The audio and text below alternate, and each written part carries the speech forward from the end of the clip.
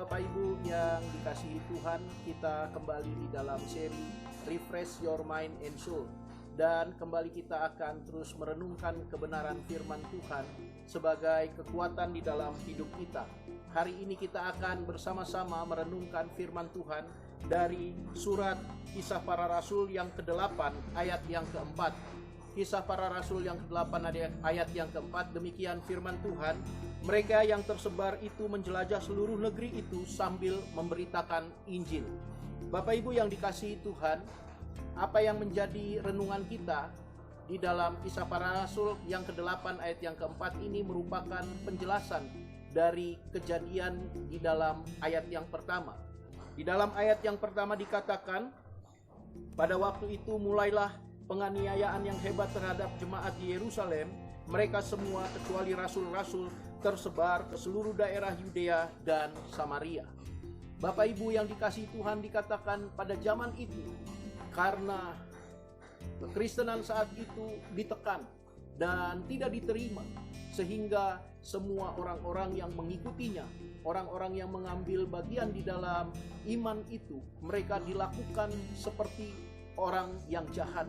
Mereka dianiaya, mereka dipenjarakan dan diperlakukan dengan tidak baik.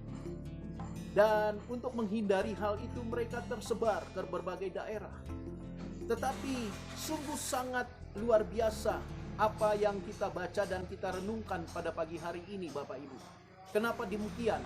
Karena di dalam ayat yang menjadi perenungan kita itu, kita dengan jelas melihat dikatakan mereka tersebar bukan untuk melarikan diri dari penganiayaan itu. Mereka bukan semata-mata untuk bersembunyi dari penganiayaan itu, tetapi mereka justru tersebar untuk memberitakan Injil. Ini iman yang sejati. Iman anak Tuhan yang sungguh-sungguh percaya kepada Tuhan yang menjadi juru selamat di dalam kehidupan mereka. Iman kekristenan yang benar tidak akan mati hanya karena sebuah tekanan. Tidak akan mati hanya karena sebuah penganiayaan. Justru berkobar-kobar untuk memberitakan Injil Tuhan sehingga semakin banyak orang yang diselamatkan. Mari Bapak Ibu yang terkasih di dalam Tuhan, apapun saat ini yang menjadi sebuah tekanan di dalam kehidupan kita, yang menjadi sebuah pergumulan di dalam kehidupan kita, sama seperti yang dialami oleh jemaat di Yerusalem pada saat itu, penganiayaan dan tekanan yang mereka terima dari orang-orang yang tidak menerima Injil.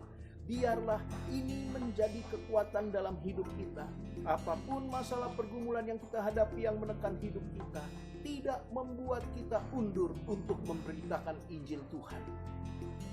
Karena lewat Injillah maka banyak orang bisa diselamatkan. Firman Tuhan mengatakan dalam kitab Roma bahwa Injil itu adalah kekuatan Allah yang menyelamatkan. Kalau kita mau melihat semakin banyak orang yang diselamatkan, maka Injil itu harus diberitakan. Bapak Ibu tidak perlu menjadi orang yang fasih dalam berkata-kata pada saat memberitakan Injil Tuhan. Bapak Ibu tidak perlu menjadi orang yang memiliki pengetahuan teologi yang layaknya seorang teolog-teolog yang begitu pandai mengupas kebenaran-kebenaran firman. Tetapi pemberitaan Injil bisa dilakukan lewat segenap kehidupan kita. Lewat cara kita bagaimana kita menerima orang lain. Lewat cara kita bagaimana kita bisa menghargai orang lain.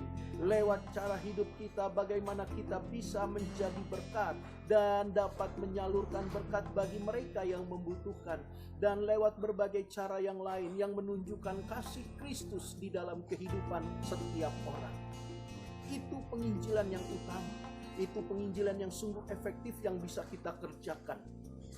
Hanya pastikan hati kita berkobar-kobar karena Injil.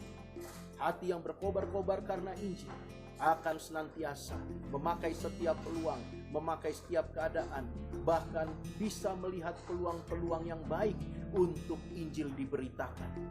Mari tetaplah menjadi anak-anak Tuhan yang memiliki hati berkobar-kobar karena Injil.